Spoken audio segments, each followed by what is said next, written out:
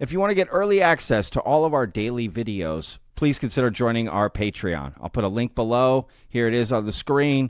Again, you get early access to all the daily videos, ad-free, early, before anyone else gets to see them. Have at it. And you can help support the channel.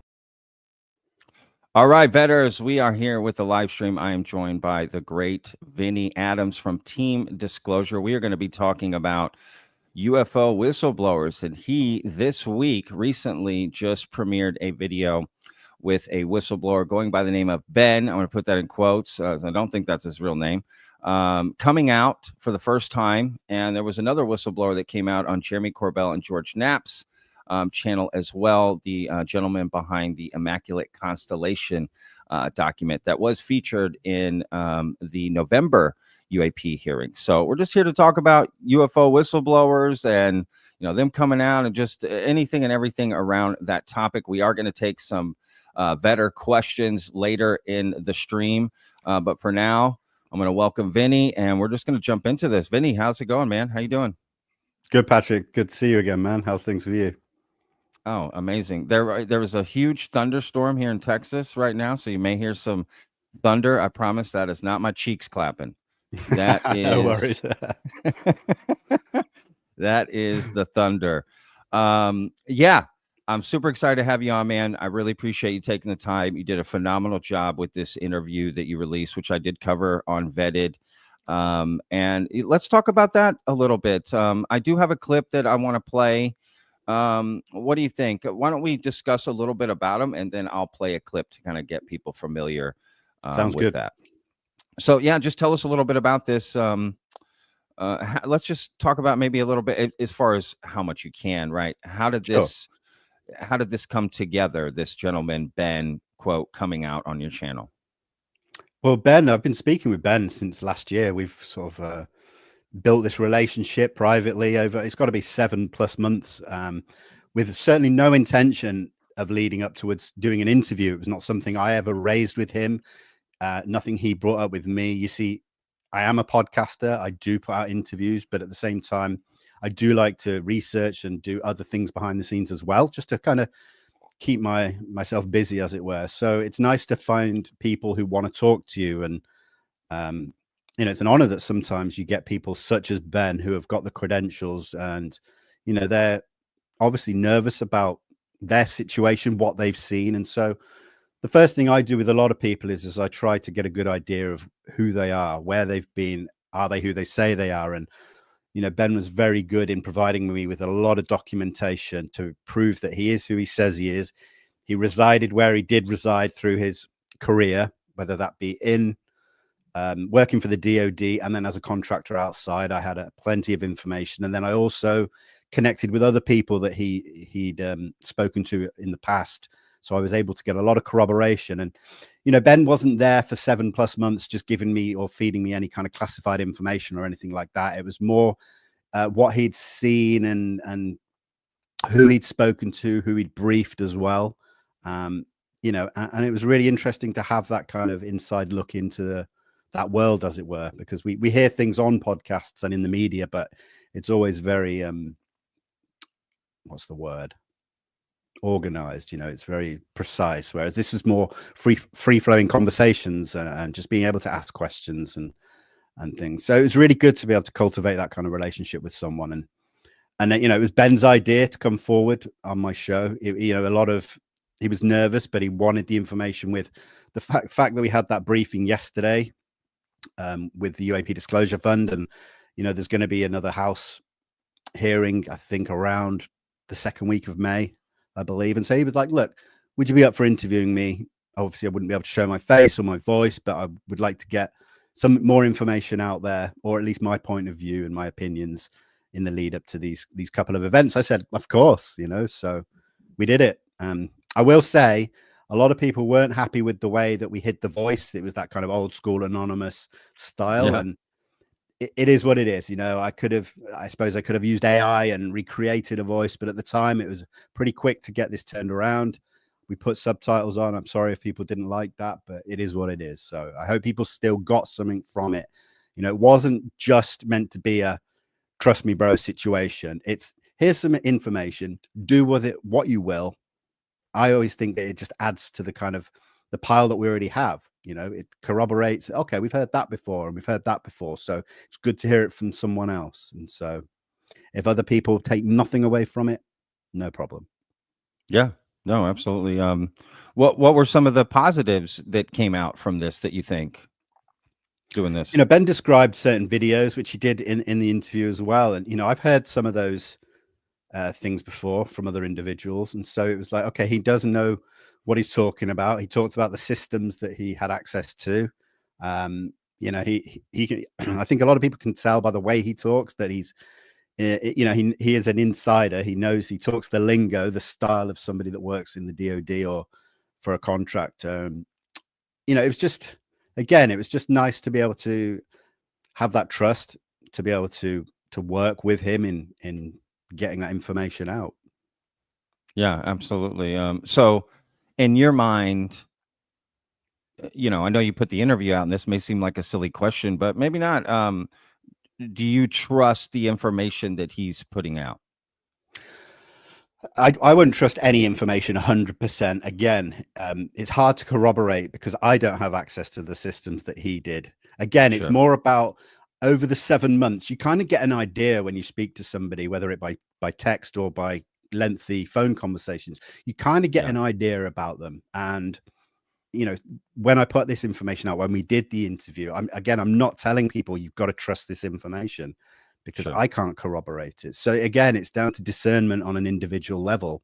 Some people will roll with it 100%, others 0%, and then there'll be everyone Sure. in between. I Yeah. lie in between almost every piece of information unless you got that hard, concrete, factual data in front of you. Yeah. No, well said, man. Were how many, like, was it just you working with him and getting this interview out? Were you working with a lot of people to get this out, or? No one else knew about it. It was such a quick turnaround. You know, we go weeks sometimes without speaking at length, and he just contacted me and, you know, said, hey, let's have a catch up. So we had a catch up because, you know, a lot happened this year with Skywatcher and everything like that. I wanted to get his views on that. And then he, like I said, he just said, oh, should we get an interview out? I'm like, yeah, of course. You know, this is last week. And so we quickly threw it all together. And, you know, it was, I didn't tell anyone about it. He said he wasn't going to tell anyone about it. And I Yeah. agreed as well. I said, look, if I'm going to do this, I'm not going to hype it up. I'm not going to premiere it on YouTube. We're just going to record it, edit it, and drop it. And that's it. Because I don't want this to be about me, my channel, or anything other than him and what he has to say. Yeah. Well, you're so different than me. I would have hyped it up. I would have said, I'm the shit. Forget this other guy. Focus on me. No, I'm kidding. Yeah, man. No, I thought it was a great interview. It did seem very relaxed and just like a conversation. I could tell, Yeah. I mean, it was blurred out, but I could tell he was in his car, just kind of talking, just kind of hanging out with you. And I did appreciate that. Yeah, look, it's tough. There's two parts. I'm sure you're the same way. I've got my own personal journey, Patrick's journey, but then I've also got the creator journey, right? Where Sure. I'm a YouTuber, right? And Yeah. I focus on this and put it out. This is my job. I don't hide that. I'm very transparent about that. This is how I pay my bills. And you know, I see nothing wrong with that. So like personal me, you know, it doesn't, it's not really frustrated. It's more just like, it's just information I take in. I don't put it one way or the other. I don't put it Sure. over here. I don't put it over there. It just kind of, okay, I heard that. Moving on to the next thing. As a creator, I think, okay, this is cool. This will be cool to cover and get this out and let people hear and let people, you know, decide for themselves about this guy. I tell you what I'll do now, Vinny, is I'll play a little clip Sure. from your interview. After the stream's over, I'm going to put links in the description so they can go to your channel, check out the full interview, as well as your Twitter if they want to follow you there. And then when we come back, I do have a larger sort of discussion to get into, Sounds good. and we'll just go from there. Perfect. Okay, cool. So this is a clip, y'all. You know what? I'm not gonna preface it. I'm just gonna play this clip and we'll go with it. It's just a couple minutes, y'all. And we'll kind of come back here. All right, let's see. Boom. All right. So again, this is Whistleblower Ben on Vinny's channel. talking about an encounter. Let's do it. Thing you're going to see if you release these UAP encounter videos and sighting videos is that you're having close approaches to those crafts, and it might be something that people may have a hard time with. It's very much a real thing. I've seen it myself. One of the examples we have, I'll just touch on it very generically, but I'll say what's in it. There's an extended video which portrays a sort of cat and mouse game right up against their asset. In this case, it was a Reaper drone. And it's forcing it to go evasive. It's forcing it to go, down a few thousand feet all around. And these are not Russian, Chinese, North Korean. I mean, they're not coming from Timbuktu. They're coming from, I'll just tell people what it is. I'll just tell them. I mean, it's a non-human intelligence craft. The orbs are reconnaissance devices, from what I can assess. The larger craft may launch those orbs, or they might have independent travel. And then, of course, you have seen throughout history the very large ones that might serve as a sort of mothership of sorts. But there's too much evidence out there that we have had captured, both in very fine detail, high resolution, using national assets, using terrestrial-based sensors, air-based sensors. Forgive me if you can hear that, it's just a little bit of a rainstorm. But basically, there's just too much, Vinny. There's too much evidence. It's overwhelming, I would say, at this point. And we are being either visited or perhaps colonized to keep an eye on us, and they want to keep themselves covert for the most part. I would probably do the same if I was them, because humans are very primal in nature, and who knows, maybe in a couple thousand years or whatnot, or 100 years or so, we'll be out traveling amongst the stars, and hey, there's an element, let's invade that planet and take it. And, consequences be damned. And so, yeah, there's an ISR effort going on. But like I said, to what extent? I think that remains an open question at this point. All right. Yeah. Great interview, Vinny. Again, I'll put a link in the description down below where people can go check that out. And I say screw the people that were mad about the voice distortion. Whatever, dude. It is what it is. Yeah, it's one of those things that people. It's going to be divisive, and to be fair, Ben coming out is going to pay the sins of the whistleblowers before him who may not have done it right, or even creators. You're going to pay the sins of other creators who may not have, put out a whistleblower the right way, or this or that. And that kind of becomes a thing. If you notice, anytime a video like this comes out, people immediately just start comparing it to other ones, right? Immediately, Sure, yeah. you're going to get that comparison. And so I'm with you. I say, put it out, do your thing, let people decide. And if they hate it, they hate it. They love it, they love it. And if they're inspired by it, they're inspired by it. If they learn more, they learn more. Right? Yeah. I will say as well, he chose the name Whistleblower Ben. That was on him. That was his decision. And also, people were saying sometimes, he's not a whistleblower. He's not blowing the whistle. He came forward to Congress to brief them based on the whistleblower language in one of the previous National Defense Authorization Acts. So, in theory, he is a UAP whistleblower based on that official documentation. Sure. This wasn't, we weren't using the name whistleblower to add hype to the interview. He's, forget what he's saying on my show and everything like that. He has briefed Congress with a lot more information that he's able to tell me or the general public. So sure, that's kind of answers that. Yeah, right on. What do you know, or do you think he's gone to other podcasters or creators before yourself? No, just you. I know he's speaking to other people in the community, but not necessarily podcasters. Why do you think he chose your show and you? I don't think he chose my show. I think when he contacted me last year, I was doing a lot of push for the kind of the hearings and everything like that. Because, I post a lot on X, I post a lot on Instagram. I don't always post about my show.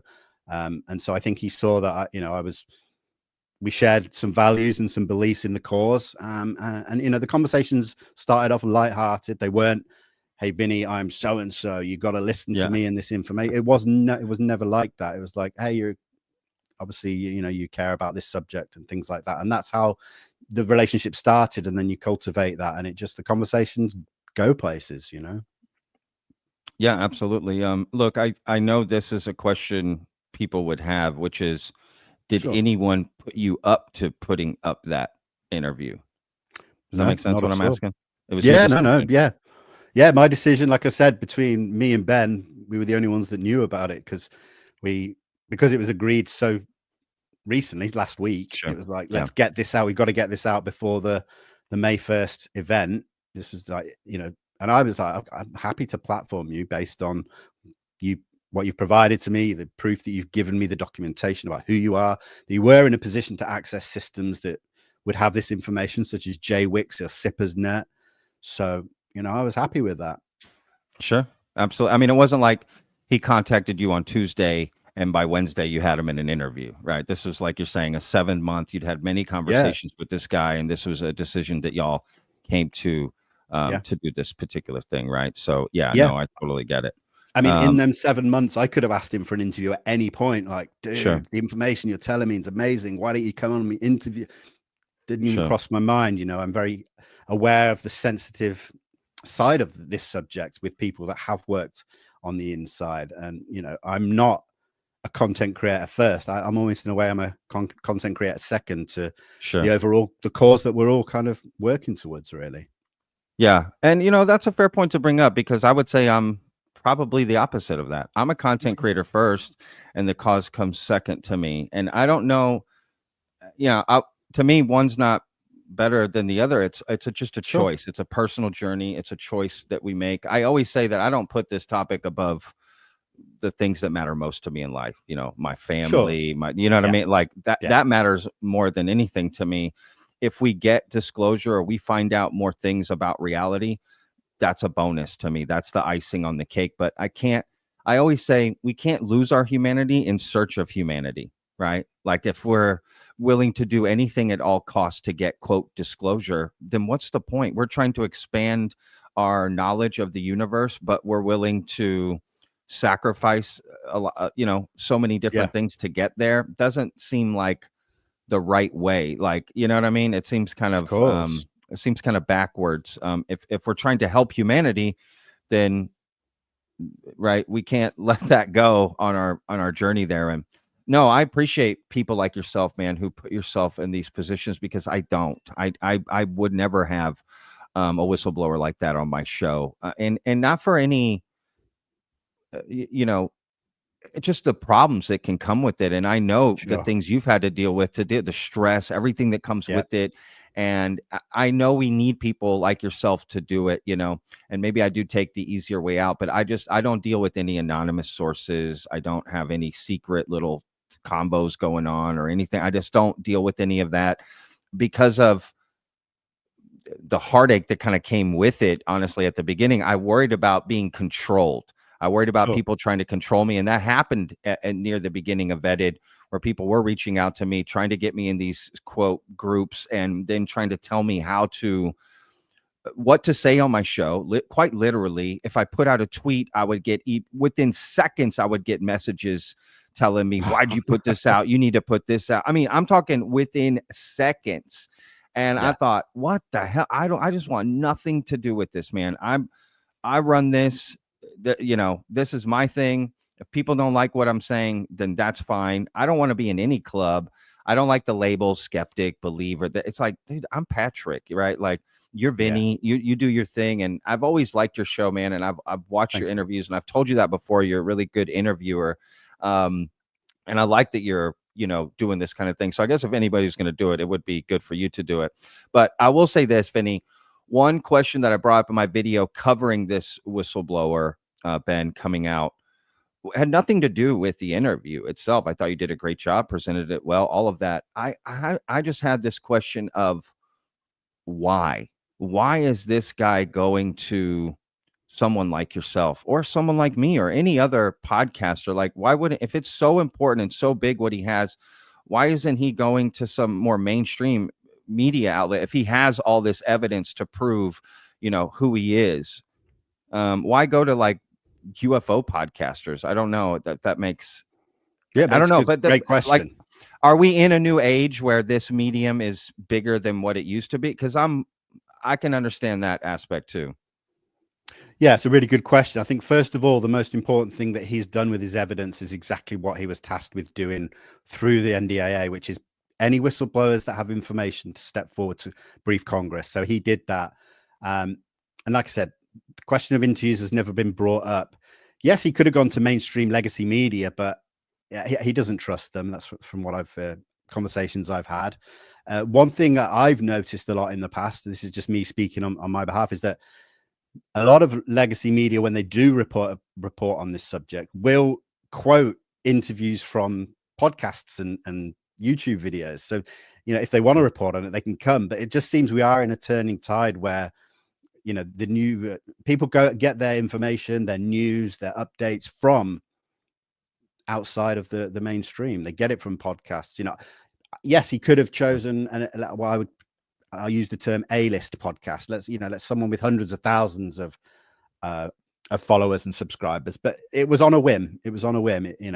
If it will get shared if either way, and so, yeah, it's a great question, and people have a right to ask it, but there was no pre-planned decision. Like, we got to plan this strategically to get this information out to them. Yeah. It was just, okay, let's get this information out. How far it goes, we'll see. But he wanted it out. Sure. I felt his frustrations as well, So his frustrations about what, like just mainstream media, or I mean, look, like that clip, for example, that you played there, where it talks about the Reaper drone. We all know that the DoD releases the incidents with Reaper drones when they come into contact with Russian or Chinese aircraft. They release them the day later. And so they're not afraid of sources and methods. They can redact information on screen if it's sensitive to the sensor systems. And so there's obviously this overclassification of these UAP videos and the data. And he's very, very frustrated with that. Just like, Christopher Mellon's a huge proponent for that, like this overclassification. And that frustration, along with the questionable tactics, let's say, of Arrow in the past year and a half, he's kind of not happy at all. So all of that adds into yeah, you're right. And you made a lot of good points, which is, I agree, we are in a new era of how information is not only delivered but also accepted. Right, so you're right, most people do watch a lot of podcasts and YouTube and these sort of things, and I get it, right? We are moving into sort of a new era, so that can make sense. I'll add to that. I've dealt with the mainstream media when getting us breaking a story in the past with the Calvin incident. I was part of that small team that released that photograph back in 2022, and it was months and months of back and forths with the mainstream to get the story to break. Again, he contacted me last week and needed to get this out before this meeting, and I was happy to platform him. If he'd have gone to mainstream, it could have been weeks and weeks, and it just would have lost that kind of the point that he wanted to get across in the timing. Sure.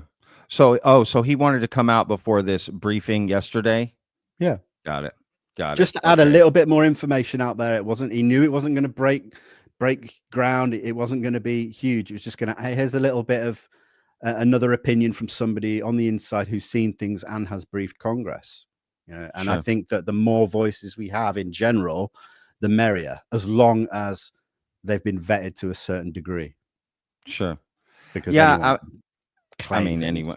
Sure. Oh, and they do, right? We know that. And that's the thing. I've had so many people contact me in the past few years trying to say, I'm a whistleblower. I've seen this. And you ask them to just for a little something to kind of help you out there, and they refuse. No, not until I come on your show, and it's like, no.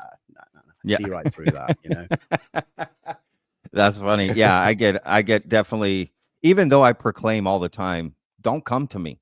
I don't want anonymous. They still come to me. People still come to me. People still want to come unvetted. They want to come through my, my channel. And no, I get it. So I guess the last thing here before we move on to, I do want to get your thoughts on Jeremy Corbell's and George Knapp's interview that they did with Matthew Brown. But the last thing I would ask is, this is more of a personal question. So I guess from the Ben, whistleblower Ben that you interviewed, my question would be really to him, I guess too, is like, how does he know he can trust you with his real identity? Well, I mean, I I mean, guess I know you're a great guy. I'm not making any, sure. No, no, no. you I know, get it's a but you know great what I'm saying? question. It's Yeah, like, I how does he think really know that? I guess he doesn't. I guess these whistleblowers are always going to be taking a risk to some degree, whether Sure. they come forward anonymously or not. There's always going to be some risk involved. And again, this, like I said, we've built this relationship over time. He didn't divulge his identity to me straight away.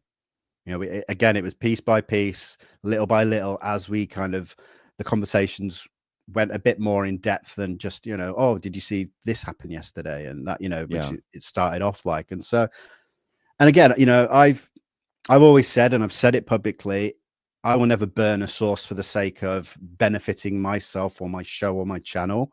Um, I'm a bit like you. I don't just want everyone to come to me and give me information. It is stressful, Well, yeah, very stressful. You know, totally. I Totally. I Yeah. I don't, and I'll caveat that as well by saying I know nothing that I'm not holding anything back that isn't public that would change this subject or break ground or anything like that. Because again, I do tell people who I have spoken to who have knowledge of things. I don't want to know certain things. You know, I don't want to be put under the risk to myself or my family or my well-being because somebody just had to tell me something. I don't play that game. Yeah. Oh, I hear that, man. And there's been a few times where I've been having a conversation with somebody and they do say something to me. I go, why would you just tell me that? Yeah. Don't Like, whoa, whoa, do whoa, that. whoa, whoa. Yeah, Yeah, I don't want to know that stuff. Which is why now I just avoid those conversations now because sure. the possibility is there. And I actually take privacy very seriously and I take keeping something private very seriously, which Yeah, is why me I too. don't want to know it because Yeah, I will be burdened with it. And I know my dedication to making sure that that stays secret will stay secret. And I just don't want that burden. You know, I yeah, actually would be more weary of someone who's like, yeah, give me the details. yeah. It's Of like, course. Yeah, why do you want them so bad? Like that, you're probably, going to go chirp out here. Which is kind of interesting. But okay, I mean, that makes sense. He gets to know you over time and then slowly feels like, okay, Vinny's someone I can trust, which I agree. You are someone that can trust. But at the end of the day, if it's that important, that's quite a line to cross. So he must have felt in some way, okay, you know what? He yeah, probably vetted you behind the yeah. scenes Oh, with other people, right? no To doubt. see Oh, yeah, who you are. Yeah. Yeah. yeah. Right on. No, and I'd hope that that's the case. You know, I certainly have nothing Sure. to hide. Sure. Um, I'm as honest as I can be. You know, in this godforsaken subject. Yeah. You know, it's Oh, not dude, easy. no, It's really not easy. It's not just a dude. case of recording an interview and putting it out and then doing another one the next week. It's, you know, this subject is very difficult to be in. Absolutely, man. No, you do a great job. And it's not easy to do what we do. It's one thing is like, oh, just listening to podcasts and having opinions and tweeting them out, and that's one thing. But when you decide, okay, I'm actually going to be a creator and help put some of this content out, that's a whole different journey, right? That's Yeah. a whole different responsibility, and it's not easy. And I don't think I'm not saying we deserve like pats on the back from people for what we do, because I do feel people should be allowed to have their opinions, and whether they hate Oh, yeah. or Yeah, love us or whatever, that's fine. That's what we accept when we step in the arena, right? That there's going to be definitely. some tomatoes thrown our way, Oh, yeah. right? It comes with it, but yeah, man, I think you do a great job, and I wouldn't be talking to you if I didn't think that. To be honest with Thank you, you, man. I don't talk shit about people. I just avoid them. So if you Yeah, just see me not talking to someone, there's probably a good reason. And sometimes just not enough time. There's so many people. It's hard to keep, up with people, but I've always enjoyed your interviews. And thank um, you. I'm glad that Ben felt like you are someone he could go to and get this information out. And again, people can do with that information what they want. So I would Exactly, never yeah. say, hey, don't put out that interview, or this guy shouldn't come out. Why not? Let him come out. We'll decide what we like with it. So what we like about it. So well, one last question before we move. Do you think he will eventually come out fully publicly? I'd like to think so. You know, he said himself the main reason is his family, you know, Sure. are worried, and I get Sure. that. And who am I or is anyone else to question that? Because, like you 100%. said earlier, family comes before everything, whether it's us and Yeah. our shows or him and his life. You know, so Yeah. No, I'd like that's to fair. think as things progress, and I hope they do, and we get closer and closer to disclosure, then sure, why not? I don't see any reason why he wouldn't. Yeah, absolutely. I mean, and that takes us to the next whistleblower that came out the same week as yours, just days after, which is Matthew Brown, and he is the author behind the Immaculate Constellation documents that were presented by Jeremy Corbell and Michael Schellenberger. But I believe Jeremy Corbell is the originator of helping Yeah. Matthew, get out with this information. They recorded this interview. Honestly, I don't know when they recorded this thing. After seeing it, it makes me think they recorded it actually a while ago, if I'm being honest. Just more details watching it. I'm thinking, oh, this came out last year before maybe even Schellenberger came out with this, because why wouldn't you have it just in case something happened? But it's tantalizing. A 3-part series. He shows his face and gives his name, full public, disclosure for his own personal, who he is and how he came upon all this information. So, yeah, I'd love to just get your thoughts on what you thought about him coming out and what you thought of the first part if you watched it. I mean, it's great. I think it's great that it came out the same week. We've been sort of spoiled this week with a lot of things happening. Yeah. I think it was very clear straight away to see the guy was extremely nervous about coming public, and you got to think about the repercussions that he could go to jail for doing what he's done. But that's on him. That's up to him. Fair play to someone like that. It was good to see that he's describing videos as well and information that he saw. I've seen a few things flying around online that he stumbled across a war game kind of fake thing, that it was just if that's the case, then why is he describing all these videos as well that he's seen? They're not AI created videos. Maybe they are, I don't know, but it left me wanting part 2 very quickly, that's for sure. I can say that. Yeah, and that's the thing. I'm cautiously optimistic, like I am with a lot of things, when we kind of don't get the full picture straight away. I respect him for coming forward. It's very difficult to kind of say much more than that at this stage. I know George and Jeremy get a lot of stick for the work that they do. I think they're great for what they do. They put in the time behind the scenes. They do the best that they can, and that's all we can really ask. I think it's easy to sit on the outside and look in and complain sometimes, but I think it all helps towards the end goal. Oh, sure. Yeah, again, that just comes with the territory. You jump in, you're going to have people that have their opinions. And again, I say let people have their opinions. Life's difficult and it's a journey. And no one's infallible either. No one's infallible. No one is. I agree. Yeah, I thought it was a great piece that dropped, and he was definitely nervous coming out. I'm definitely interested to see part 2 and part 3. And I've seen the war game argument too, and I almost put it in my video, but I just thought, that seems so obvious. Like I think the guy would have not gone this far if it was just a war game, which does happen. They simulate scenarios to prepare for something that could happen, right?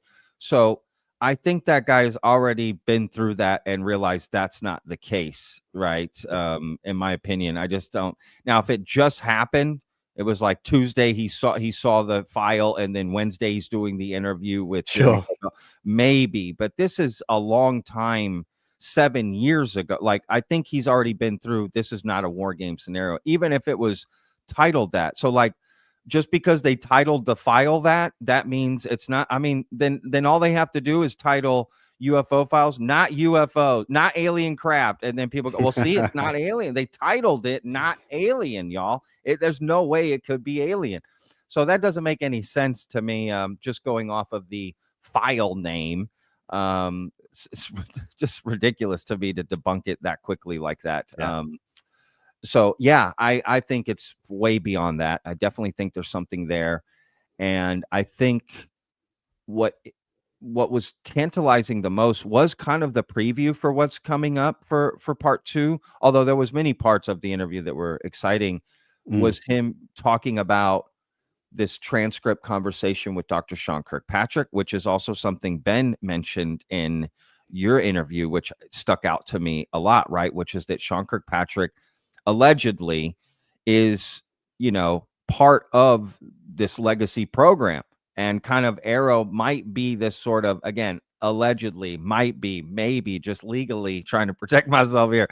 They, it's a facade used to just sort of bring people out, and then now you know who they are, right? And if you're trying to cover up the information, best thing to do is become a magnet for that information, and then it's easy to cover it up, especially if the facade is we're here to help, right?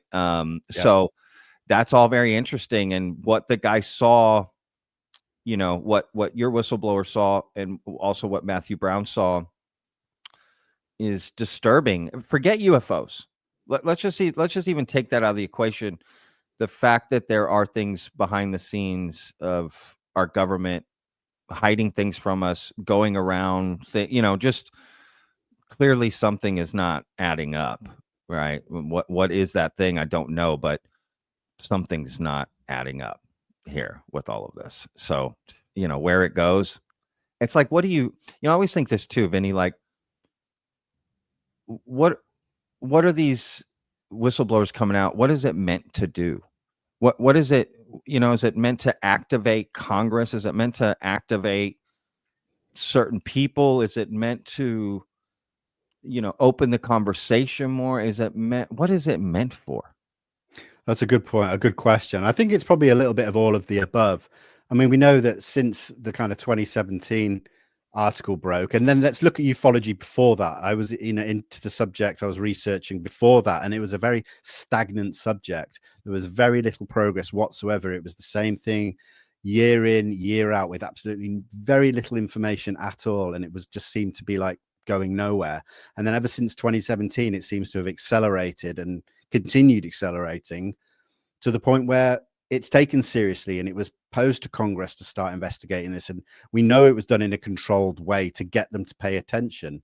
It wasn't like UFOs were suddenly dropped on their desk. It was this threat narrative with UAP, these unidentified aerial phenomena. It was very controlled in that respect. And I think that's a good thing for me. That's my opinion. I think to get them interested, we had to give it to them in a certain way, so it didn't just get shrugged and brushed off because of the stigma and the taboo that it's held for so many decades. And so I think the whistleblowers are just the latest iteration in that process, moving towards getting some actual investigations done by lawmakers, which ultimately are the ones who should have the power to do that.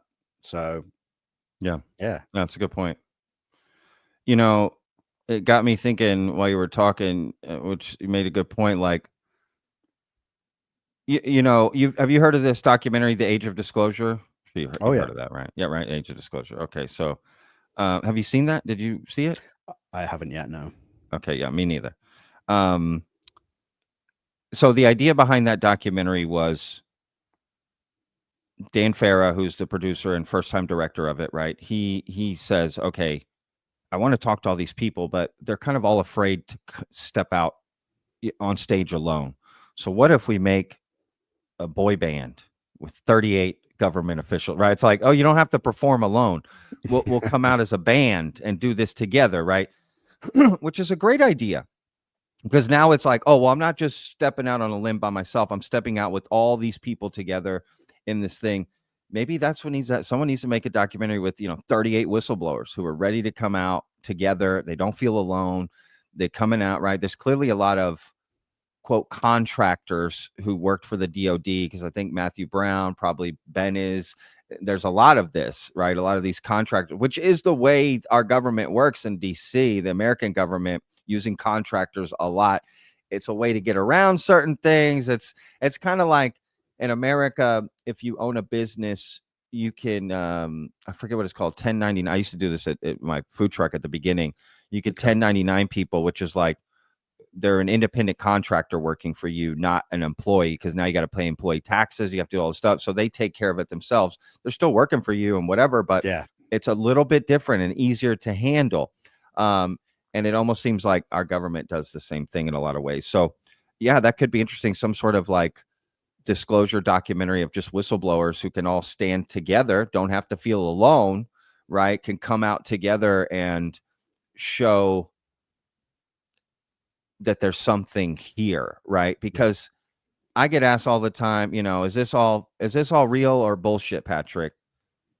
Well, that's a hard question to answer. Like, I don't think it's all bullshit, but I also don't think it's all real, right? I think there's something in the middle that satisfies both of those, right? It's that's the part, what part of it is, but the idea that, you know, across decades and centuries and maybe millennia, across different religions, ethnicities, cultural backgrounds, right? Financial background, you know, race, gender, right? Everything, country, globally, everyone's lying about this phenomena and having experience with the phenomena. I get maybe even a lot of people have, but everybody, that seems crazy to me. But again, it also seems crazy that they were all telling the truth and all these stories are real, and that also seems highly unlikely to me. So what is the middle, right? Where the truth is in the middle. So what is it? And that's the real journey. That's the real struggle, is trying to parse through that. But yeah, there's definitely shit flying around. We don't know what it is, what's going on. And the idea that we shouldn't look into that boggles my mind. Like, no, let's just not worry about that. Well, but because we should worry about this over here. Well, hang on a second. We're humanity. We can walk and chew gum at the same time. We can do many things. It's not an either or. So like, even Avi Loeb coming out in that briefing yesterday at the beginning, like, we need $1 billion. Let's start looking at, I'm kind of with him. Like, let's go. Why would we not? If there is so much, you could call it circumstantial, whatever you want, there is evidence, not proof necessarily, but evidence that something's happening on this planet, some sort of phenomena. Yeah, why would we not want to invest highly into figuring out what it is, even if we determine, oh, there was nothing here, it was just this? That's also pretty exciting. I think no matter what it is, it's exciting either way. So I don't know, I'm kind of rambling here, but no, I completely agree with you on that. I think it's okay to be wrong, you know, as long as you definitely honest on your journey and things like that. And you mentioned the age of disclosure. A lot of people say, well, it's just entertainment. Well, you know, look at the world we live in. What's the best way to get information out there into the public is through entertainment. And a documentary is just another tool in the toolkit to get the information on this subject out to a broader audience, because, you know, the UFO community, all in all, is very small, you know, and it won't just take this small group to get to that final disclosure, whether it be disclosure of NHI or disclosure of something else, and we get that conclusion. We need more people on board. So to draw in curious minds from the general public, we need tools like documentaries with people like the 38 you mentioned. So I think that's how I see it anyway. Yeah, no, absolutely. I agree. I'm all for entertain. Like, why can't I be entertained and informed? Who's deciding that for me? You know, I'm totally okay with that. Yeah, it's like eating food. Like, you know, I'm a former chef. Like, what's wrong with plating a dish nicely and presenting it to you? What I just should throw it on the fucking ground and you eat it off the floor like a dog? Like, why can't I, you know what I mean? Like, why can't there be nice lighting and some cool art and cool seats and this cool presentation? What's wrong? That doesn't take away from the thing itself. So yeah, I just, again, there's so many parts of this that I've learned along the way. It's a journey of just, you know what, I'm ignoring all that. That's just not anything I'm going to worry about if that's what they're worried about. But at the same time, I respect them. If they don't want entertainment, you know, whatever, then okay, then don't watch that thing, right? It's like don't watch that thing and go do this. Yeah, everyone's, like you said, everyone's got an opinion. And that's fine. It reminds me of the same people that say, oh, there's nothing to this UFO thing, it's just a distraction. And my first question to them is, are you distracted? Oh, no. what makes you think everyone else is then? You know, it's so Well, dumb. that's a in good my point. eyes, That's actually really, I'm going to steal that. That's a good point. it's Yeah, no, I like that. Look, like guys. they're the clever one all of a sudden. Like, Yeah. come on. No, there's definitely a lot of virtue signaling that I see online. I'm Yeah. better than you. I know Yeah, yeah. more. I'm not fooled, but you're being fooled. And again, anything that's outside of, I just say that's not my style and I just stay away from it. I focus on what Yeah. I love, what I enjoy, and what I want to do, and I just leave it at that. I'm all about respectful conversation, and that's Sure. it. That's where I'm at. So look, I do want to say, chat, please throw in your questions for Vinny or even myself, but specifically Vinny, about anything we've talked about or anything in particular. If you want to know how Vinny colors his hair so beautifully, go ahead, ask it. He's happy to talk about it because he's rocking badass hair. I'm stuck in, Archie's comics over here. I don't know what I have going on. But please throw in your questions. We'll take some better fan questions here. So throw them in. Awesome. I'll make sure to throw them onto the chat. And Vinny, is there anything that we haven't talked about that you want to make sure we? I mean, look, this was a show about whistleblowers, and I think one thing that I always try and keep at the forefront of my mind is that when people step forward, everyone's watching how they're received, how they're dealt with, how they're unfortunately and sometimes abused by people online. And I think I just wish a few more people would be aware of that, maybe sometimes.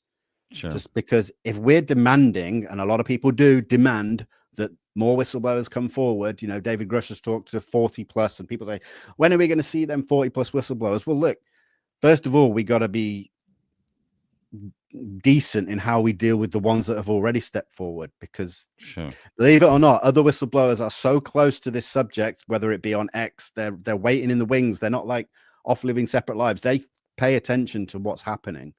And so we need to deal with them in a bit of a more courteous manner sometimes. And that's just my little message. Yeah, no, I hear you. Well said, man. Absolutely. Couldn't agree more. All right, Johnny Topside, we'll start with a fun question here. Where did you get that shirt, Vinny? This shirt is actually from a little Japanese store here in England that I just pulled this out recently from my wardrobe. I thought it's got a UFO on it. I'll wear it. Yeah, it's sick. Yeah. I love it. No, it's sick. I do love that. Okay. Backyard Professor, welcome. Great channel. Vinny, if you're not familiar with him, great dude. He says, Vinny, not a question, just saying you guys are knocking out of the park. So with you. Awesome, man. Thank you. All right, Heiser. Question for Vinny. Has he seen Age of Disclosure or have a take on it? Oh, Heiser, you're behind, brother. He has not seen it. But yeah, do you have a take on it that we haven't? Did you? I don't know. I mean, no, normally I'm lucky to kind of get teasers and screeners in advance, but this one's being held tight to the chest. They've not even got a release date for it yet. I think it's quite normal with sort of documentaries of this magnitude to kind of do a little circuit like South by Southwest before they even get into distribution and things like that. So I've not even had a sniff of it privately or anything like that. So I'm kind of just waiting, withholding judgment or anything like that. Obviously, a few people saw it at South by Southwest, but I've got friends that have seen it. I've not even asked them about it yet. I almost don't want any spoilers. Yeah, I could have gone actually to Austin and seen it. I did get invited to go see it. I said, no, I don't want to watch it because I don't want to hang on to that information that I can't talk about for 8 months or however long it takes for this to come out. Right. So, yeah, but I want to see it. I'm actually looking very much forward to seeing this. All right. Another question here from Jeremy. Vinny, was there any trepidation about publishing the interview in regards to your and Ben's professional and personal safety? I mean, not really about safety, because he didn't give me any classified information. He didn't divulge anything sensitive in the interview, because if that would have been the case, I would not have agreed to it at all. Like I said, he doesn't talk to me about that kind of stuff in our private conversations, let alone putting something out there like that. And so what I will say, I was very nervous. There were probably in the day or so leading up to it airing, I was like, do I really want this? Is it going to be worth it? But I stay true to myself and the subject. And I'm like, look, I've got nothing to hide. I've got no reason to to be attacked. If people attack me because of me putting this interview out, then so be it. There are always going to be haters. So no, I'm cool with it. Love it. Great attitude, man. All right, this is from Pro Wrestler 91. He says, what's your thoughts on Stephen Greer and all the claims he makes all the time, but yet through all these years, it's just now coming forward? You know what? That's one of the questions I get the most, whatever I'm doing, whether I'm on Instagram lives or anything, is what are your thoughts on Stephen Greer? And it's difficult because I remember the 2001, the National Press Club Disclosure Project event. It was groundbreaking, incredible work. I remember, I think around 2013 when he released the Sirius documentary, it was eye-opening to see that level of information with the Atacama skeleton reveal and things like that. I think over the years, I've seen Dr. Greer in a slightly different light. It seems a little bit more ego-driven. That's just my opinion. Not to say that the information he has is legit or not. I don't know. He talks a good talk. Doesn't release a lot. He did release some archive in the last sort of 6 to 12 months, which I've dipped into, which has got some great documents on it. I haven't done any proper research with it, so I don't know. But I'll never cancel anyone out of the equation of this subject. But there may be periods of time where I focus more on them or focus more somewhere else. And at the moment, a little bit sort of elsewhere than just Greer. Yeah, well said. This is from Steven. Hello, Vinny. You are cool and your channel too. My question, do you think if some official disclosure happens, the U.S. will be first on that, or it could be China or another country? Thanks. Great question. I think that's really important to think about because, you know, with all of the hullabaloo that happens between all these military branches and intelligence agencies, you know, the left arm not talking to the right and all of this, they could be blindsided by another country, whether it be a powerhouse like Russia or China or someone, you know, like Brazil or South American country. You know, there's always that risk of someone else controlling the narrative of disclosure, or maybe not controlling the narrative. Maybe that's the wrong sort of term to use, but it could come from anywhere, you know. So I think that's why the US needs to buck their ideas up a little bit. Let's get a bit more cohesion behind the scenes. Yeah. Yeah, well said, man. Look at you. You're just knocking these out. I love it. This is Some Cat on the Internet. I love that name. Question. Have you seen a photo or good evidence that you couldn't explain? Wow, that's a great question. I mean, I suppose I can only I haven't seen anything, again, that's not in the public domain. So can I think of anything off the top of my head that's out there publicly that I can't explain? Well, a lot of them, to be honest, or most of them, because I'm certainly no analyst. And you know, what I will say is my own personal sighting I had in Colombia. I filmed a strange orb with a group of people that I saw on a mountainside. We were there investigating this phenomena, and we filmed it in high resolution. And you know, the scale of this thing was huge. Now, if it's not NHI or anything like that, it's a very rare Earth light, which in itself is incredible. And to this day, we still don't know what it is. And so, you know, there could be some energy harnessing potentials with that kind of object. Again, it's fascinating. So that would be my proof of something unexplainable. I love that. All right, this is from F Pug. Vinny, is Ben someone we'd know if he wasn't in disguise? Totally new guy? Yeah, new guy. Yeah. New guy. Okay, this is from Jonathan James. Question: mainstream astronomers and physicists seem to want more from the UFO community before taking it seriously. What are they asking for besides, quote, more data that will get them to take us seriously? From what I've seen, all they really are asking for is the data, because you know, that's what, you know, the scientific method follows data and information. You know, I think there's always a lot of claims in the UFO community. There's very little data or white papers, things that can be, you know, shown to the scientific community that they are familiar with, which is white papers and things like that. And you know, it's good to have organizations such as the Galileo Project and the Sol Foundation who we're starting to see more of this coming from them. So yeah, I don't think I've heard of much else from astronomers and that. They're not asking for photos and videos, they're asking for data. So I think that's a good thing. Yeah, absolutely. I think you may have answered this but maybe there's more. Have you had an encounter? Briefly explain. I mean, is that the one you just talked That's about? the main, yeah, the one, I've seen things in the sky over the years, but I've always been very quick to figure out that they have a prosaic explanation. I'll see something dart across the sky and pull out. I've got many sort of tracking apps and things like that, whether it be airplane tracking things or celestial bodies and satellites, which I highly recommend everyone take the time to download things like that, because you'll quickly find that you can 99.9% of the time figure something out on the spot. So yeah, other than that, yeah, the night in Colombia was incredible, and people can watch that. It is a documentary series that's free to watch on YouTube. By all means, I'll send you the link to that, Patrick. Yeah, please, I'll throw it in. What's it called? What's it called? Phenomenology. Phenomenology. We filmed 2 seasons. Yeah, we're lucky enough to see this light phenomena that's been reported all over Colombia for hundreds of years by indigenous tribes and locals. So we went there with a team, investigated it, and we're lucky enough to capture it. It is a rare occurrence. It probably happens once or twice a year, if that. And then we went back for a second season of the year later with a lot of more technical equipment. We were taking thermal drones and high lumen torches to try and recreate what we saw on that mountain, and we couldn't even come close. So yeah, I'll fire you over the link for that. For sure. I'll throw it in the description for people. Okay. This is from Brian Smith. What's your take on CE5? Have you tried it? I haven't tried it. I'm open to things like CE5. Human initiated contact has been around for a long time in different guises under different brandings, let's say, because CE5 I associate with Greer, like psionics I now associate with Skywatcher. People claim that it works. Great. I've never tried it. I am still a bit cautious about if this stuff's real and we don't really know what it is. I'm a bit cautious about knowing what I'm drawing in.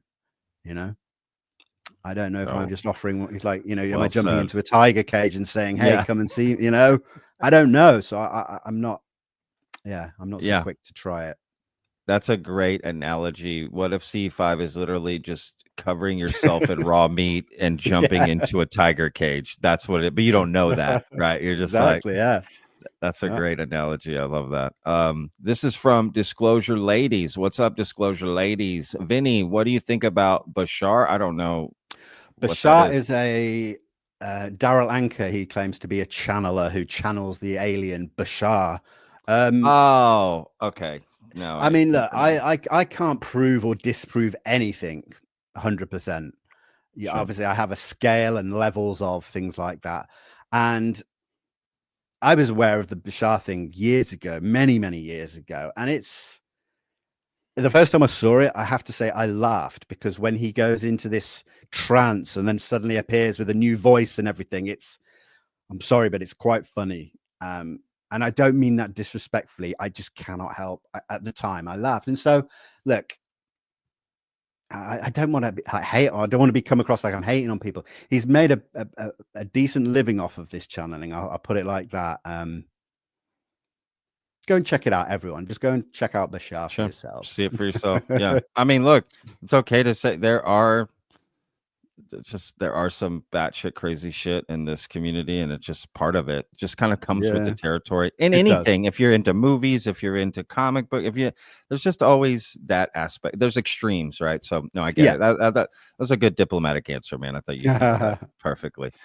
This is from Leon Miller. He says, "In what year would you say we get disclosure?" Oof, that's a tough. And we're gonna hold you to it, Vinny. So yeah. Just so you know. I can't answer that question. We hear people all the time talking about future prediction dates like 2027 and 2036. Sure. And I mean, how we know that is beyond me. All I can do is focus on being a part of what we're doing right now in the process to try and push this subject forward. And that's the best I can do. That's the only way I can really answer that question. Yeah, fair enough. I'll give an answer, guys. 2020. No, I'm just kidding. With the date. No, I won't. This is from Jeremy. I mean, I was going to say, sorry to interrupt. You could say like 2150, because no one's going to be around there to totally. That's the problem with these future predictions, man. Sorry. I agree. No, I'm with you. Well said. I don't recommend doing that. I think that, this is what I wish more people would do in this community. Preface things by saying this. So instead of saying, I know that there is this. We have 4 alien race, but start it with saying this. Based on the research I've done and the people I've spoken to, this is the conclusion I've come to. This is what I think may be happening. That's all you have to say, and then say that. But people don't. They just make these definitive statements that, to me, they feel like it seems more credible. But to me, it's actually way less credible. Just be honest that you're not entirely sure, but that's your best guess or your best bet based on people you've talked to, based on research you've done. And that's, the best, maybe the most probable answer to you. That is a more reasonable approach to this. Same thing with this date, and this is going to happen. It's like, dude, you don't know. All right, this is Jeremy Cochran. He says, what is one thing that can push this subject past the point of no return in regards of denials? Is there such a thing? I'm not sure I understand that question. Do you understand that? I do, yeah. And I think that there isn't anything other than full proof and evidence that's all. But one thing that can push this subject close to the point of no return is having the conversation with, and it's cliche, but having this conversation with people outside the subject and normalizing this conversation, because the more people that talk about it, that the stigma is reduced, that puts pressure on everything and the gatekeepers. So eventually when we do get disclosure, again, no matter what is disclosed, whether it's NHI or look, you've been played all these years, it is just our advanced technology. But at least, we get there. I think that's the only thing that we can really do by pushing at the moment, unless you kind of focus on pushing your lawmakers and your representatives. But I think we're all familiar with that concept. But I think the most important thing is talking with friends and family. No, absolutely. Well said, man. All right, guys, I got 3 more questions for Vinny, so I'm shutting off the questions because we got to get him out of here. Okay. He's a busy man, y'all. All right. This is Will Diggets. Do you think we live in Plato's cave? That's a good question. It's this whole Plato's cave thing's been thrown around a lot in the last year or two. And I've seen the analogies that people tie to it, and I think that makes sense. It does. I still think ultimately, if we are dealing with an NHI, that it could be a concept even far beyond even the Plato's cave analogy. I think it could be something so much more than that. But I get it. I like it. I like that it kind of describes something that is way bigger and outside of our line of thinking and things like that. So yeah, a version of Plato's cave. Sure. Yeah, well said. All right, this is from Lil Zay, random Lil Zay. What's up, man? What is your personal definition of disclosure? What does it look like for you? Great question, Lil Zay. Really good question and really difficult to answer. I think I probably answer this differently every time I'm answering it, because I could answer it by saying, well, you've only put a small d disclosure in the question there, because people talk about small d disclosure and big D disclosure, but I won't go there. I think disclosure's bandied about too much recently, and I almost feel bad because it's in my brand name. I would like confirmation, initial confirmation that yes, we can confirm that we are being visited and have been visited for a long time by an advanced non-human intelligence. That for me would be great to start things off. That is disclosure for me. And then past that, there's a lot more work to do, because disclosure, again, isn't going to be a one-time event for me personally, I don't think. I think it's going to carry on for a long time, because people always say to me, well, what are you going to do? You're going to have to shut your podcast down once we get disclosure. Absolutely not. I'll be a post-disclosure team. Like there's so much more to work out. We're not going to get all the answers in one day or in one document or one podium speech from a head of state or anything like that. I hope that answers the question anyway. Yeah, it does. No, I would say 2 things. One, the idea that, all the UFO podcasters will be out of work, debunkers will be out of work, or even anybody. It's like, are you kidding me? That's just the beginning. Exactly. If we got disclosure, that it would explode. There would be so much to cover, so much to talk about, so much to go over. It would absolutely explode. Yeah. And then the second part, I would say, like, about defining disclosure, I've come to the realization, for me personally, I think there's 2 types of disclosure at the top of the pyramid, and maybe they're separated into separate pyramids, which is there's personal disclosure and then there's humanity's disclosure. right? Good So point. I may have my own disclosure, what I feel is making me cross the line in the sand into belief, but humanity is on a separate journey. And what does that look like? And like you said, little d disclosure, big D, like what is being disclosed? Just answering the question, we're not alone. That's one thing. But then, okay, what about all the cases and events that had happened? Those are all disclosure events. So you'd have to Yeah. answer those individually, and it becomes this whole thing. So yeah, it's really tough. It's a really tough thing. And I just separate into two things. I have my own personal Yeah. disclosure and then humanity's disclosure that may not coincide together. So, Sure. all right. Last question here. Interesting one. I didn't do this on purpose. Ah. Do you think Bob Lazar is the real deal?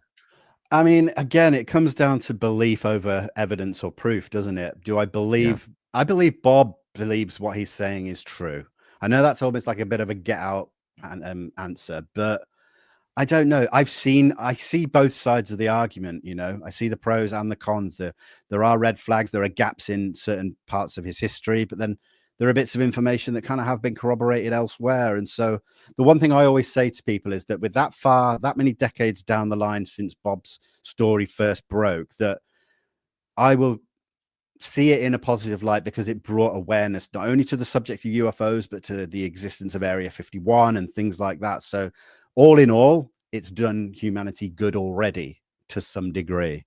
So whether the core story turns out to be true, who knows if we'll ever find out. I hope it's true. I hope it's true. I want it to be true, but I can't blindly believe it because it's a cool story or anything like that. And that's something I've learned over years of being in this subject, is that I've learned to have to really pull my beliefs back from just being because I want to believe them. It's Sure. really because, I don't want people to see something that I say and then roll with it because, well, Vinnie said so. So I'm like, I don't want that pressure. Totally. No, I get it. Well said, man. I think that's you get your good head on your shoulders, man. And you've been in this a lot longer than I have in this particular community. It gets harder. And yeah, Sorry to break it to you. yeah, that's okay, man. Nothing's as hard as what I did before this. So, working in kitchens, working in restaurants, like owning my own food truck, like food work, working with your hands and 16-hour days in a kitchen, and that's real work. This is like I'm in the AC. I get to have fun conversations. I'm on a mic. Like, no matter how many videos I have to make, it nowhere compares to doing that kind of work. So Sure. to me, Yeah. no big deal. I'm happy to deal with all this. Vinnie, I want to say thank you so much, man, for coming on. This was such an awesome conversation, and I hope we get to do some stuff like this again, to be honest with you. And I want to thank all the vetters for putting in their questions. Great questions for Vinnie to answer. I really do appreciate that. And again, I'll put links in the description to your interview that you had with Whistleblower Ben. I highly recommend people check that out in full. It's not that long to check out. It's a little over an hour, well worth the time. And you'll send me the link for that YouTube I will. documentary, For the Phenomenology, right? Yeah. And I will say as well, and let all the vetters know, that you actually joined me on my show just over a week ago, which I'm releasing this weekend, which is me and you doing a little preview show on Contact in the Desert, because we're both going to be there. We're going to hang out in less than a month's time. So I know, dude. that show's going to drop in the next couple of days. So yeah, that was hell fun. Yeah. Look at that. Absolutely. And as soon as that comes out, I'll promote that as well, for sure, man. Thank you, man. No, man, it's been a pleasure chatting with you and getting to know you over the last couple weeks that we've hung out and done some things because we hadn't met previously. So Sure. No, man, it's been an absolute pleasure. And I really thank you for taking the time and coming on. Vetters, thank you for taking the time, hanging out. You could be anywhere else, but you decided to come here. So that's it for us. Vinnie, any last words? I mean, that's it. I don't know. Just thanks, man. I appreciate it. I appreciate the great questions. It's nice to do these kind of things, and take the pressure off me being on your side of the microphone, as it were. So yeah, I appreciate good conversation and good discourse. Hell yeah, man. All right. Well, like I always say, y'all, we'll see you on the next video. Remember, every day's a gift, y'all. Peace.